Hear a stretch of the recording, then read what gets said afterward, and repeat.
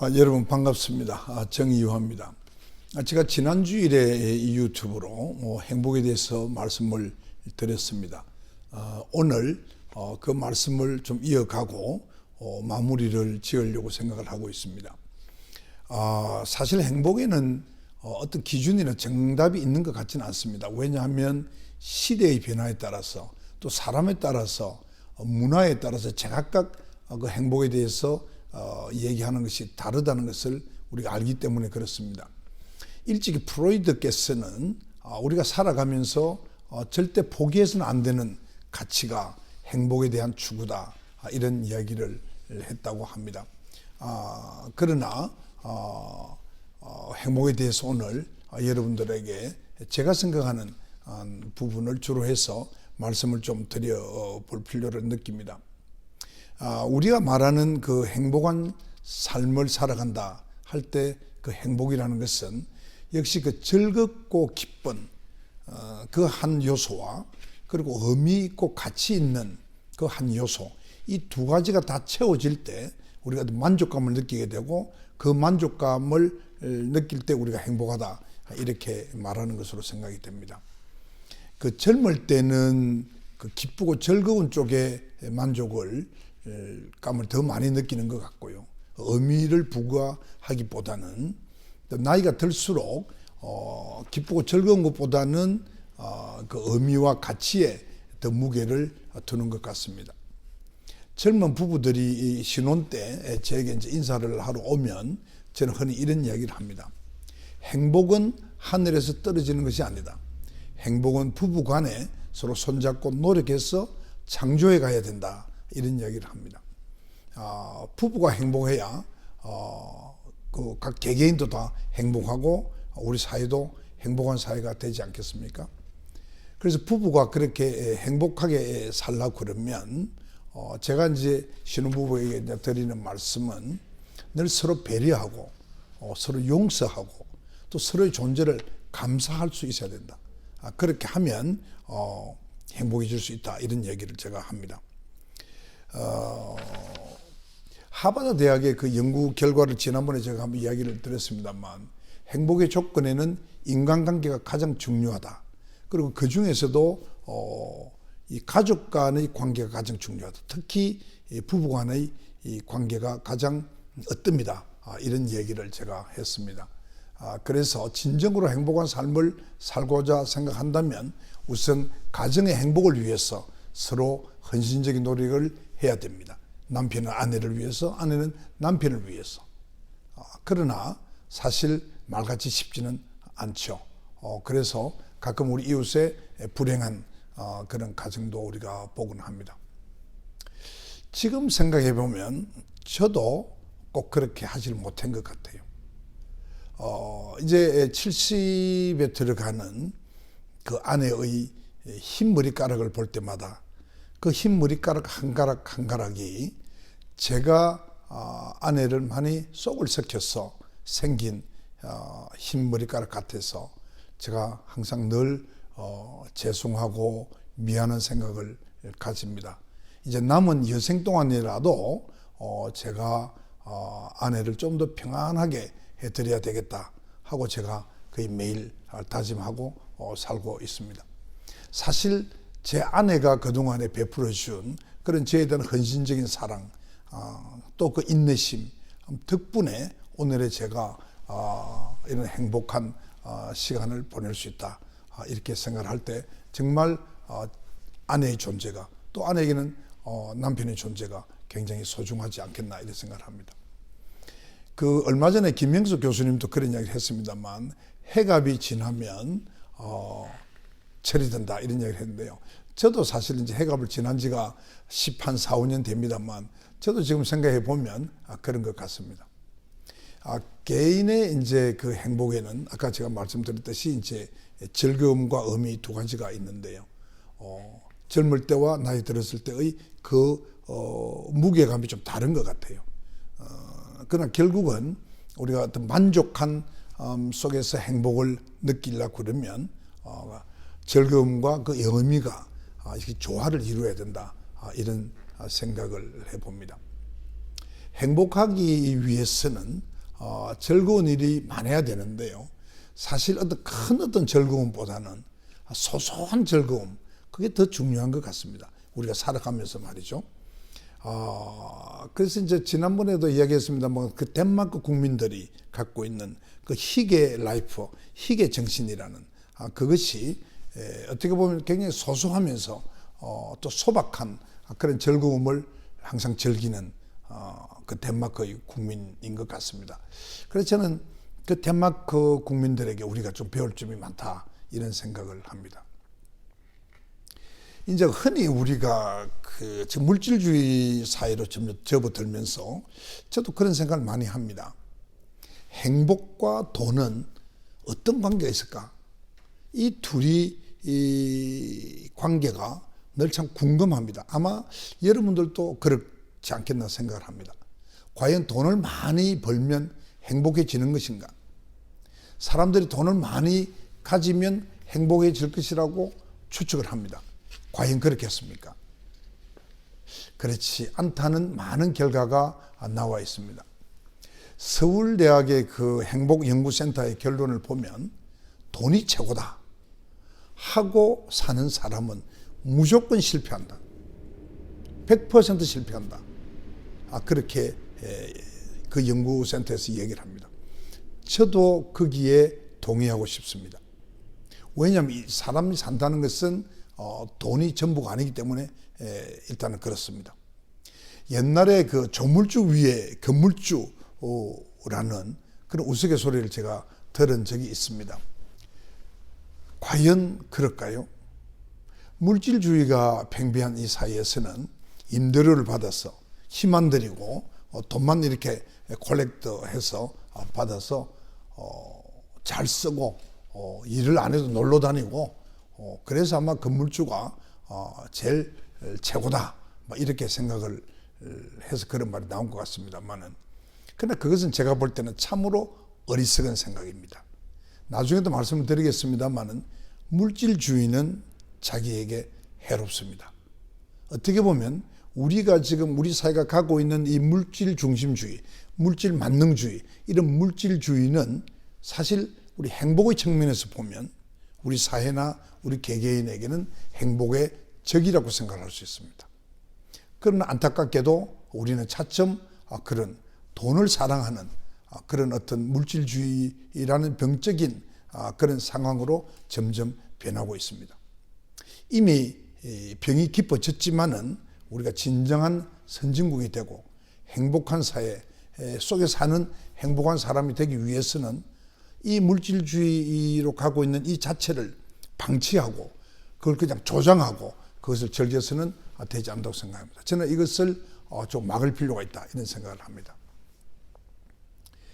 여러분도 많이 들었겠습니다만은 뭐 핸드백이니 뭐 아주 비싼 옷이니 이런 어떤 그 명품이 세계에서 우리나라가 제일 많이 팔리고요. 대부분 백화점이 이 코로나 시대에 이 아주 어려운 속에서도 명품을 많이 팔아서 백화점이 수지가 맞추어져 간다 이런 소리도 제가 들었습니다. 또 옛날에 보면 바렌타인 30년이라는 그 술이 굉장히 비싼 술인데요. 그것이 또 우리나라가 제일 많이 팔린다고 그럽니다. 명품이 제일 많이 소비되고 막 그런 고가의 주류가 대한민국에서 가장 많이 팔리는데, 그런데 팔린다고 합니다. 그런데 대신에 독서나 사색을 통해서 우리 생각의 근육을 키우고 생각의 힘을 키우는 그런 노력은 굉장히 적다고 저는 생각을 합니다. 그 세계의 많은 명문 대학의 주변에는 서점이 뭐 20개, 30곳, 20곳, 30곳 이렇게 있다고 합니다. 그런데 우리는 서점이 거의 귀하고요. 제가 들어보니까 오히려 술집이 수십 개가 있다고 그럽니다. 한번 생각해 볼 필요가 있습니다. 대학생이 독서를 하지 않는다? 생각의 힘이 크지 않을 것이고 우리 사회에 나중에 큰 문제가 될 수가 있다고 저는 생각합니다. 또 국민 전체를 봤을 때도 제가 기억에는 우리 대한민국 국민들의 독서량이 전 세계적으로 봤을 때 하위권에 들어간다. 저는 그렇게 생각을 합니다. 또 요즘 보면 또 하나의 병폐가 갈수록 특히 이제 젊은 그 사람들에게서 많이 그런 것이 나타나는데요. 어떤 위험 부담은 좀 적게 가지고 또 힘든 일은 좀 안 하면서도 돈은 많이 벌고 싶은 그러한 경향을 보이고 있습니다. 제가 이제 의사 출신입니다만 우리 의료계에서는 이것이 상당히 심각합니다.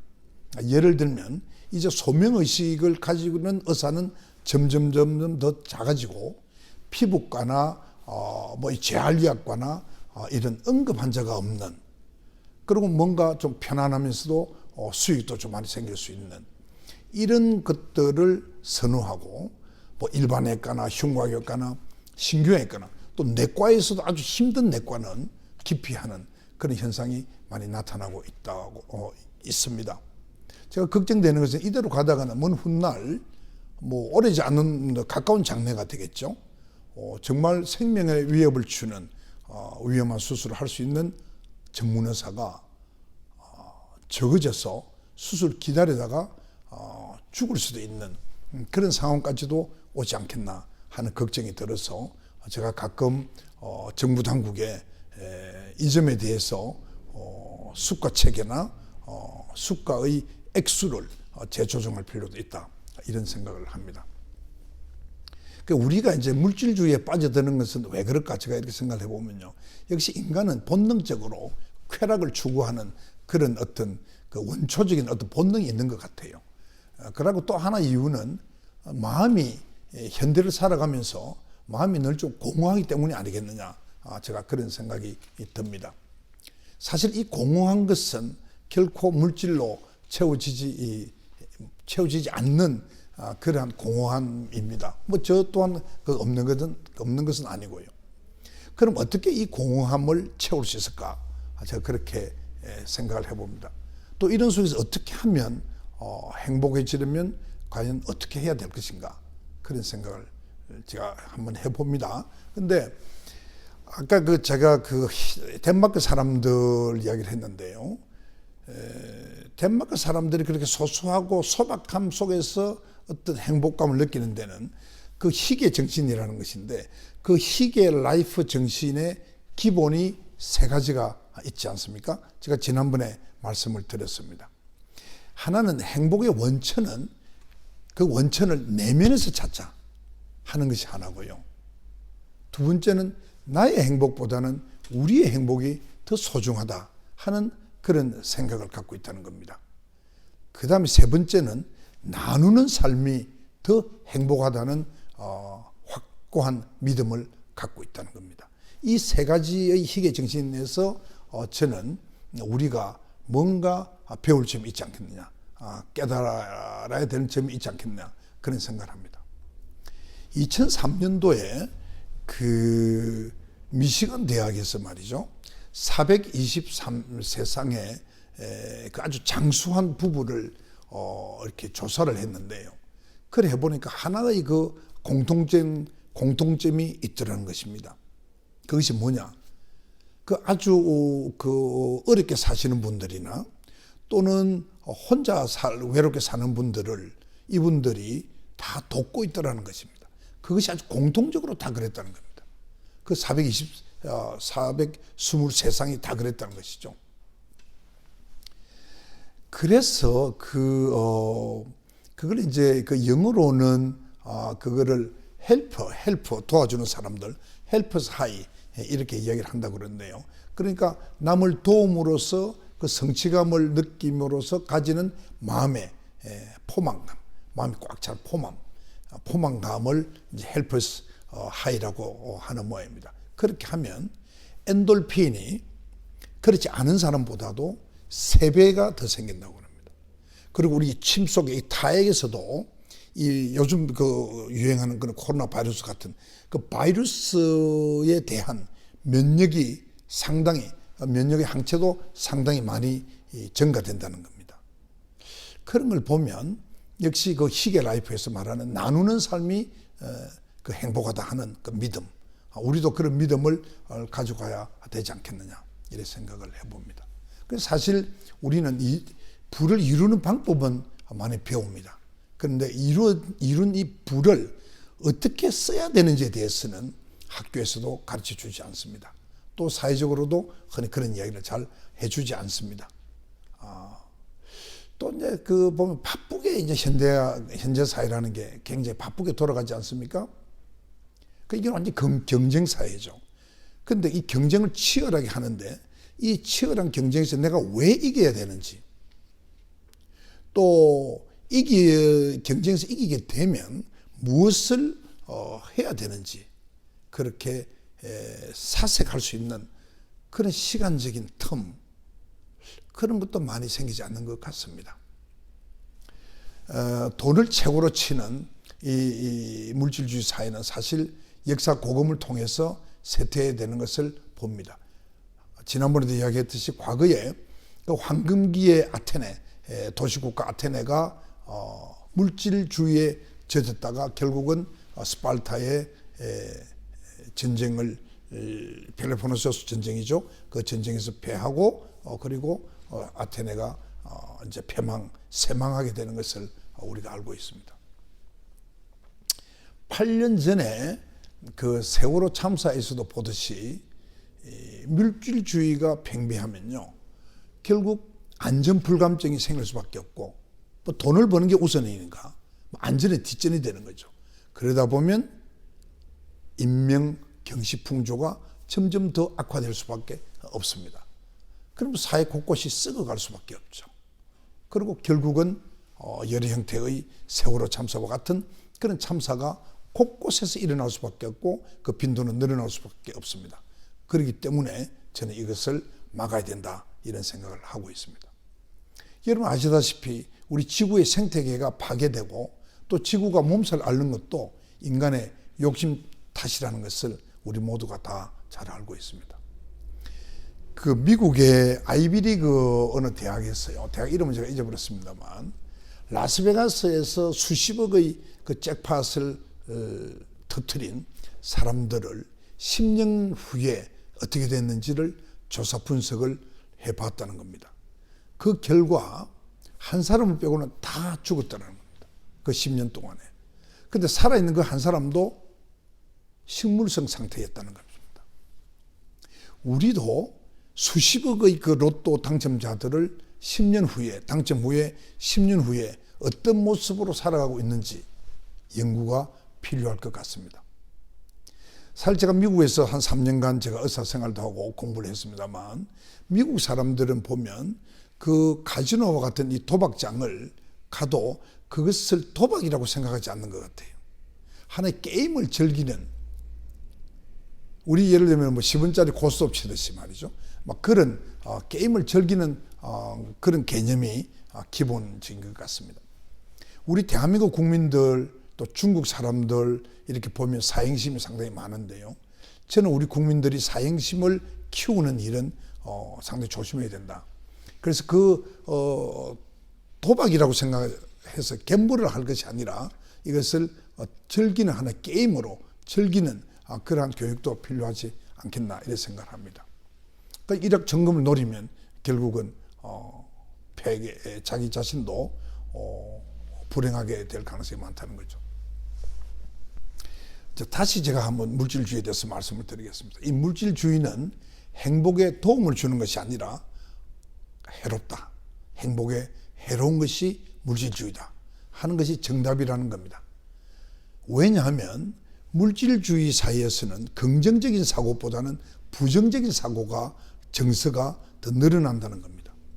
그리고 의미 있는 삶을 살려는 의지는 점점 더 떨어진다는 겁니다.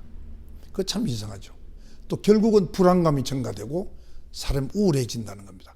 그게 이 물질주의 사회가 가지는 특징이고, 그 속에서 사는 사람도 자존감이 상당히 떨어지고 나중에는 자기 감정을 컨트롤하는, 조절하는 능력도 떨어진다고 합니다. 그리고 이제 여러분 알다시피 이 물질주의에서는 사람들이 남들과 자꾸 비교하려고 그럽니다. 남들과 비교하려고 합니다. 사실 남들과 비교하는 순간에 행복은 끝입니다. 불행의 시작이 되는 거죠. 저는 앞으로 서로가 인정하고 자존감을 키우는 그런 사회로 가야 된다고 봅니다. 그 물질주의는 쾌락을 추구하게 되고 인간의 신뢰도 점점 떨어뜨리고 강자의 논리가 더 심해지는 그러한 사회가 저는 될 것으로 생각합니다. 그리고 이제 아까 제가 그 명제를 던졌듯이 돈과 이 행복의 관계, 이게 과연 어떻게 될까? 이게 대한 많은 연구가 있었는데요. 급여가 그게 2019년일 겁니다, 아마. 그때 조사한 정신과 학회에서 조사한 걸 보면요. 급여가 한 400만 원 정도까지 오를 때까지는 그 개인의 행복도도 비례해서 이렇게 증가를 하는데 그 한 400~500만 원이 지나고 나면 급여가 많아지는 것과 본인이 느끼는 행복감은 변화가 없더라는 겁니다. 그러니까 플라투하게 된다는 거죠. 그런 연구 결과가 나왔죠. 이 결과를 보면 돈은 필요하지만 그러나 일정 수준이 지나면 돈이 우리를 행복하게 해줄 수가 없다. 이제 또 하나 실험을 보면요. 그 두 그룹을 나눠 가지고 한 그룹에 이제 5불짜리 봉투 하나, 또 그 그룹에 또 반은 20불짜리 봉투 하나 이렇게 주고 그 봉투 안에 이 돈을 자신을 위해서 오전 중에 다 쓰십시오. 또 하나는 한 봉투에는 이 돈은 남을 위해서 다 쓰십시오. 이렇게 해서 나눠줬다는 겁니다. 그 나눠주기 전에 이제 물론 이제 행복감을 체크를 하고요. 그래서 그 사람들을 이제 그 오후에 그 돈을 다 쓰고 난 뒤에 이제 다시 왔을 때의 행복감을 조사를 해보니까 아주 재미난 결과가 나왔다는 겁니다. 그 자기를 위해서 쓴 사람은 오전의 행복감이나 오후에나 큰 차이가 없었고요. 남을 위해서 5불이건 20불이건 쓴 사람은 행복감을 느꼈다는 겁니다. 행복감이 더 높아졌다는 겁니다. 그리고 또 하나 재미난 것은 그 액수는 5불이건 20불이건 그건 별반 차이가 없더라는 것이죠. 그 아주 재미난 연구 결과가 아닌가요? 여러분 어떻게 생각하십니까?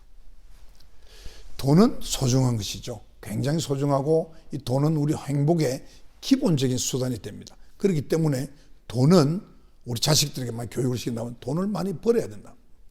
다만 돈을 올바르고 정직하게 노력해서 성실하게 노력해서 많이 벌어야 된다. 그러나 그 번 돈은 소비를 위해서 쓸 것이 아니고 그 번 돈을 자신의 경험을 축적을 하고 이웃을 돕고 남을 위해서 나누는 그러한 삶을 사는데 사용해야 된다 하는 것을 같이 이렇게 가르칠 필요가 있다. 그리고 공공선에 대한 교육도 함께 할 필요가 있다. 그리고 왜 돈을 벌어야 되는지 또 벌어서 어떻게 써야 되는지 이런 것도 자식들에게 가르쳐 줄 필요가 있다. 저는 그렇게 생각을 합니다. 돈은 굉장히 중요한 수단이기는 하지만은 돈을 사랑하는 것은 문제가 많고 모든 것을 나쁘게 만들 수 있는 수단이 될 수도 있다 하는 것을 자식들에게 깨우쳐 줄 필요가 있다고 생각합니다. 저도 사실 살아가면서 돈의 유혹을 여러 번 받았죠. 특히 정치할 때도 많이 받았고요. 제가 한 가지 예를 들어 보겠습니다. 제가 5선 국회의원에 당선되고 난 뒤에 제가 평소에 아주 존경하는 훌륭한 어르신이 제게 당선 축하금으로 금액을 가지고 와서 그 차 트렁크에 자기 차에 뒀는데 그걸 전하고 싶다 이렇게 말씀을 했습니다. 제가 정말 그 거절을 하는데요. 이 거절하기가 여간 어려운 게 아니더라고요. 왜냐하면 이 말씀을 드리니까 그분이 자기를 불순한 동기로 그렇게 하는 것으로 그렇게 생각을 하시고 불쾌한 느낌을 제가 가진다는 그런 생각이 들더라고요. 그래서 제가 이렇게 말씀했습니다. 어르신, 제가 얼마나 평소에 존경하는지 잘 알고 계시지 않습니까? 저는 평생을 나름의 어떤 원칙을 가지고 살아서 여기까지 왔는데 제가 그 돈 때문에 제가 갖고 있는 이 자존심을 망칠 수가 없습니다. 제가 이 자존심을 가지고 살 수 있게끔 도와주십시오. 제가 마음은 받겠습니다. 감사하게 받겠습니다. 하고 제가 돌려드린 적이 있습니다. 그와 같이 우리가 살아가면서 돈의 유혹은 상당히 많습니다. 그 외에도 굉장히 많이 있습니다만, 그래서 이제 결국 이제 아까도 말씀드렸습니다만 소유를 위한 어떤 소비보다는 그래서 사치나 허영을 하는 것보다는 더 경험을 쌓고 나누는 삶을 살 때 행복해진다 하는 것을 늘 염두에 두기를 바라고요. 부는 자신을 위해서 충분히 쓰고요.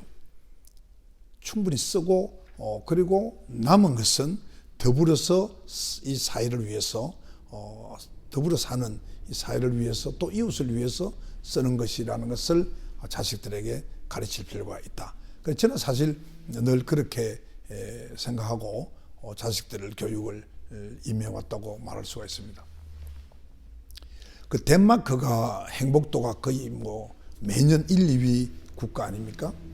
그 이유가 아까도 제가 말씀드렸듯이 그런 이타주의, 공동체 정신 때문이라는 것은 말씀드렸습니다만은 우리도 홍익 정신이라는 좋은 건국 이념이 있지 않습니까? 홍익 정신이라는 것은 널리 세상을 이롭게 한다 하는 정신 아닙니까? 다시 말하면 결국 공동체 정신입니다. 저는 이 정신을 실천해 가는 것이 다시 말해서 이웃을 위해서 기부하고 돕고 베푸는 이런 삶을 사는 것이 훨씬 아까 여러 가지 연구 결과에도 나와 있습니다만 그것이 더 성취감을 느끼고 그를 통해서 우리가 행복감을 느낀다 하는 것을 잘 알고 있습니다. 그 이제 우리 요즘 이제 일반인들도 나이가 들면 입은 닫고 지갑은 열어라 이런 말을 하지 않습니까? 그것이 바로 행복한 길이기 때문이라고 저는 그런 말도 생겼다고 생각합니다. 그래서 진정으로 행복해지고 싶다면 돈을 많이 벌어서 아주 의미 있고 가치 있는 일에 돈을 쓴다는 것을 잊지 않으려고 저는 노력하고 있습니다. 그리고 사실 방법은 여러 가지가 있죠. 지난번에도 말씀드렸듯이 작게는 친구들을 위해서 저녁 한 끼, 점심 한 끼 쏘는 것도 있을 것이고요. 또 문화지원 사업이나 복지 사업이나 또 불우이웃 돕기 일을 한다거나 또 크게는 무슨 큰 기부 재단을 만들어서 록펠러나 카네기 같이 말이죠. 그런 것도 있을 수 있을 것이고 또 많은 훌륭한 연구단체에 기부하는 것도 있을 것이고 또 전에 말했듯이 우리 사회에 지금 많이 부족한 미래를 위해서 연구하는 그 연구자들이 모여서 연구를 살아있는 내내 할 수 있도록 많은 싱크탱크를 만드는 거 그런 것도 다 방법이 아니겠느냐 이런 생각을 합니다. 그 서울대학의 행복연구센터에서 이런 이야기를 합니다. 우리 사람이 즐겁고 행복감을 느끼는데 어떤 것들이 있을까? 그중에 1번이 여행이라는 겁니다. 여행. 그 다음에 산책하는 것이고요. 그 다음 운동하는 것이고 그게 저는 사실 취미생활도 하나 더 넣고 싶어요. 근데 이 여행이라는 것은 그렇게 이야기를 합니다. 우리 사람은 아주 맛있는 거 먹고 또 친구들하고 모여서 이렇게 많은 얘기들 나누고 또 여러 곳을 걸어 다니면서 좋은 구경도 하고 이런 것을 좋아하지 않습니까? 그것을 다 할 수 있는 게 여행이지 않습니까? 그러니까 여행은 그것보다 거기에다가 또 플러스 알파로 또 배울 것도 많이 있죠. 그래서 여행을 우리 사람이 행복감을 느끼는 데는 굉장히 중요하다 하는 연구 결과가 나왔다고 하고요. 그래서 사실 지난 우리가 지금 벌써 2년이 됐네요. 코로나 때문에 국내 여행은 얼마나 하는지 모르겠습니다만 외국 여행을 거의 못하게 되니까 아마 그 덕분에 굉장히 힘들다는 분이 많이 있었을 겁니다. 과거에 우리가 형편이 되면 가까운 곳이나 먼 곳이나 해외여행을 한 것이 큰 행복이었다 하는 것도 이번 코로나 덕분에 이제 알게 된 것이죠. 그리고 이제 산책을 저도 좋아합니다만은 그 일본에 제가 교토에 가니까 철학의 길이라는 산책길이 있더라고요. 그 이제 저 기슭에 개천이 흐르는데 그 개천 옆에 쭉 이게 산책길이 있던데요.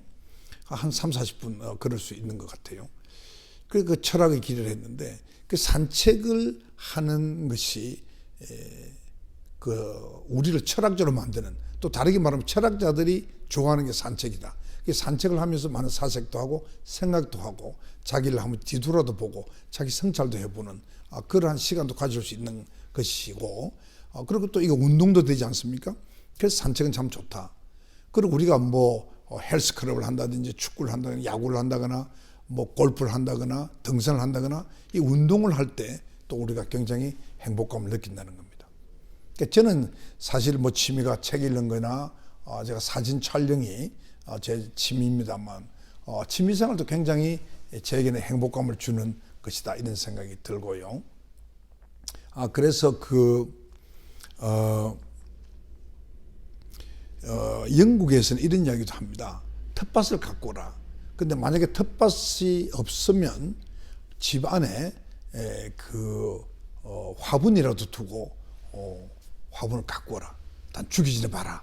그런 얘기도 있습니다.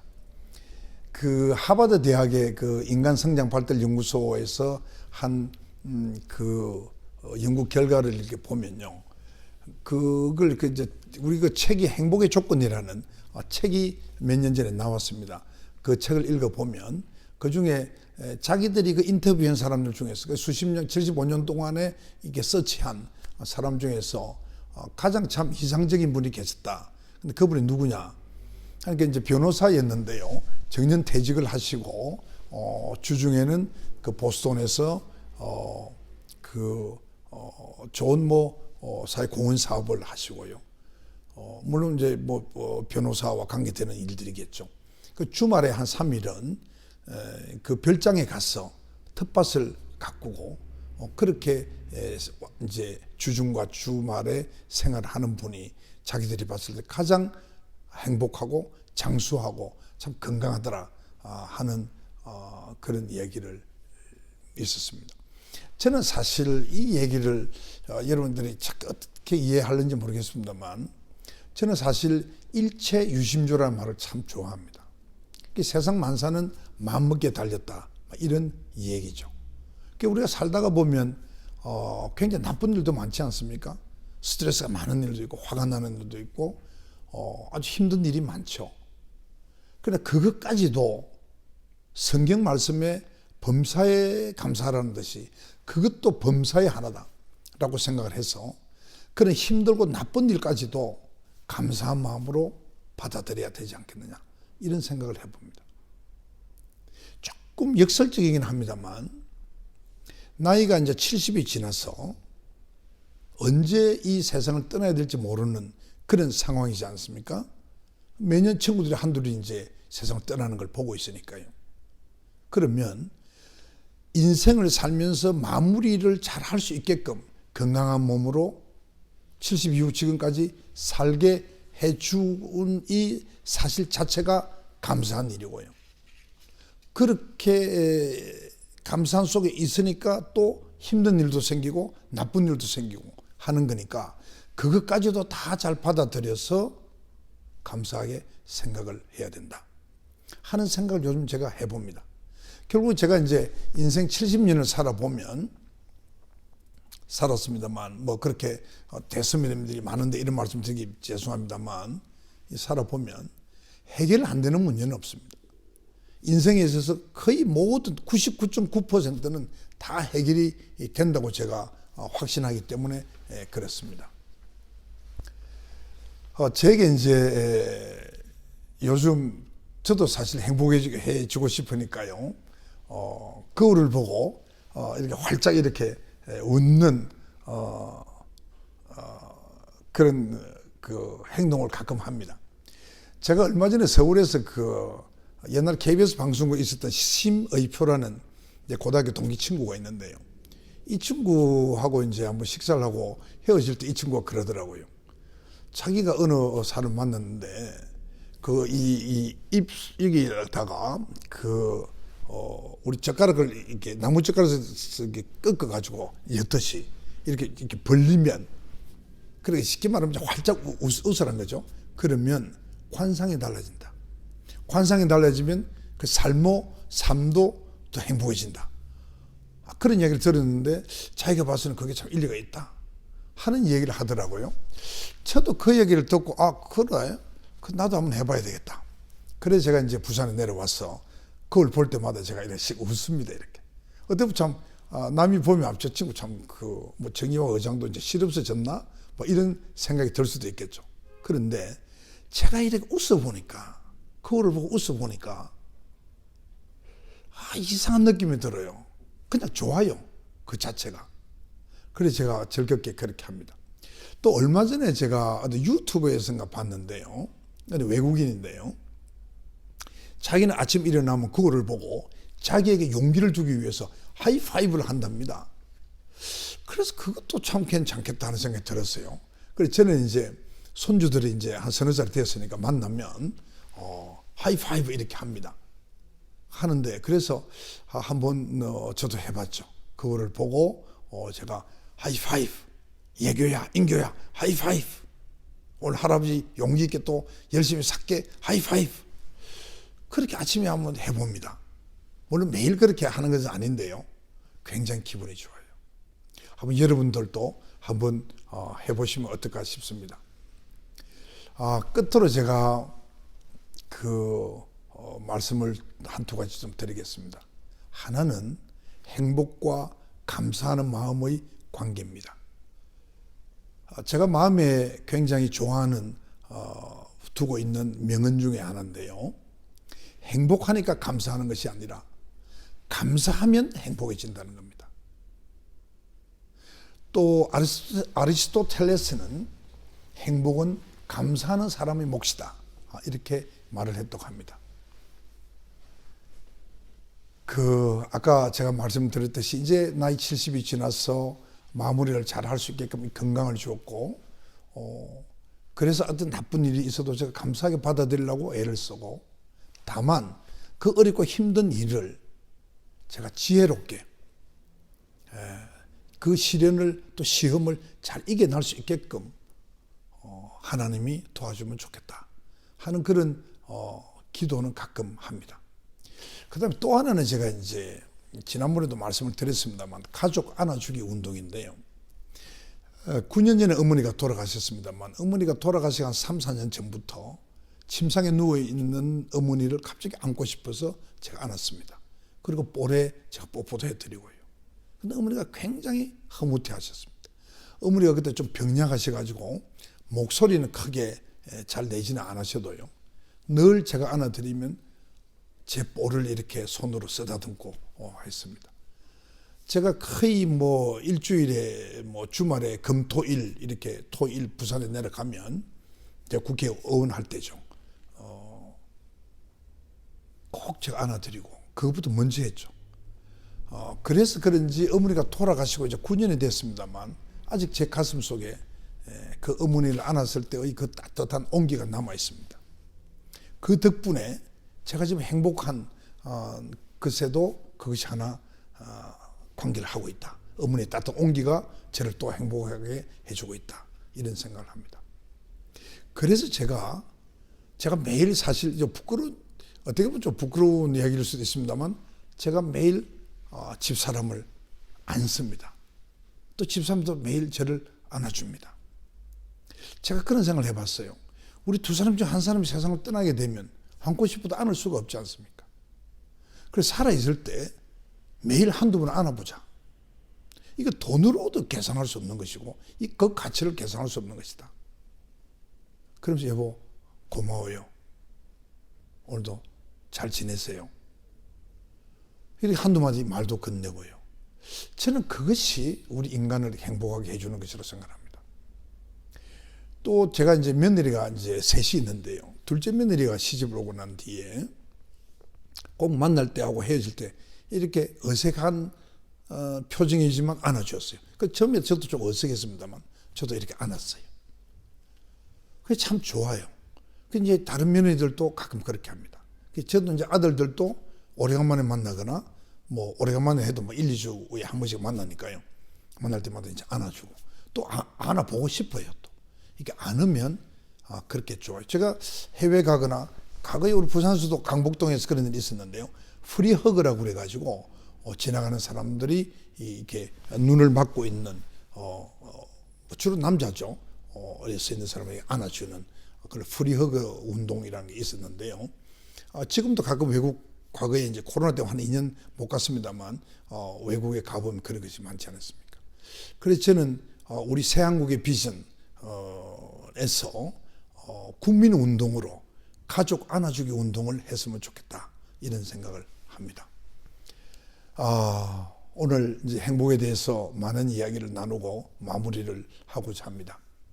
지금 우리나라는 유엔에서 하는 그 세계 행복한 국가를 조사를 하면 한 150개국 중에서 실제는 200개국이 넘습니다만 그 유엔에 조사하는 150개국 중에서 우리는 50위 전후입니다. 45등에서 55등 사이를 왔다 갔다 합니다. 저는 우리나라가 최소한 5등 안에 들어가는, 그것도 안 되면 10등 안에는 들어가는 그런 나라가 되기를 바랍니다.